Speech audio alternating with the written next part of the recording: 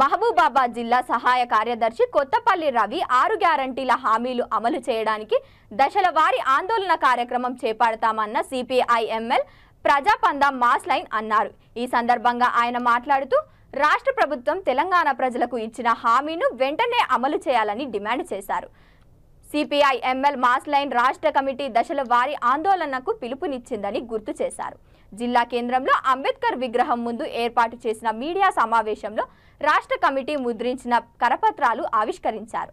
రాష్ట్ర ప్రజలకు ఇచ్చిన ముఖ్యమైన 6 గ్యారంటీలు అమలులో రాష్ట్ర ప్రభుత్వం తీవ్రమైన నిర్లక్ష్యాన్ని వహిస్తుందని పార్టీ ఫిరాయింపుల కోసం గత ప్రభుత్వ పాలనపైన తీవ్ర విమర్శలు చేయడం కోసం కాలాన్ని వృధా చేస్తున్నారని విమర్శించారు। మీ డిమాండ్లు పరిష్కారానికి జిల్లా కలెక్టర్లు ముట్టడి ఆగస్టు 21న చెలో హైదరాబాద్ కార్యక్రమాన్ని నిర్వహిస్తున్నామని అన్నారు। ఆయా వర్గాలు ప్రజలు భారీ ఎత్తున పాల్గొని విజయవంతం చేయాలని విజ్ఞప్తి చేశారు। ఈ కార్యక్రమంలో CPIML mass line party senior నాయకులు తదితరులు పాల్గొన్నారు।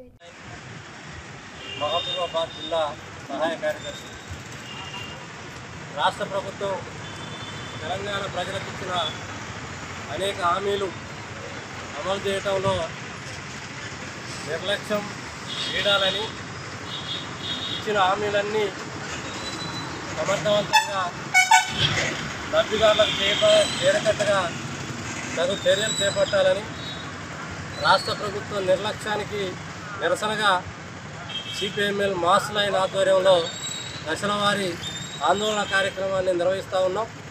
దాంట్లో భాగంగా ఈ నెల 8న జిల్లా కలెక్టరేట్ల ముట్టడి కార్యక్రమం ఉంది। దీన్ని జయప్రదం చేయాలని చెప్పి ఆయా వర్గాల ప్రజానికానికి విజ్ఞప్తి చేస్తూ ఉన్నాం। అదేవిధంగా ఆగస్టు 21వ తారీఖున చలో హైదరాబాద్ కార్యక్రమాన్ని కూడా నిర్వహిస్తూ ఉన్నాం।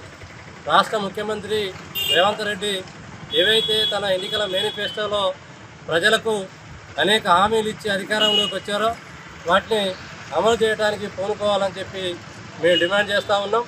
రాష్ట్ర అసెంబ్లీలో కానీ ఇంకా ఇతర చోట్ల కానీ పార్టీ ఫిరాయింపులకు ఇచ్చినంత శ్రద్ధ, పార్టీ ఫిరాయింపుల పట్ల ఉన్న ఆసక్తి, సంక్షేమ పథకాలు ప్రజలకు ఇచ్చిన హామీలు అమలు చేయడంలో ఈ రాష్ట్ర ప్రభుత్వానికి లేదు అని చెప్పి మేము తెలియజేయదలుచుకున్నాం।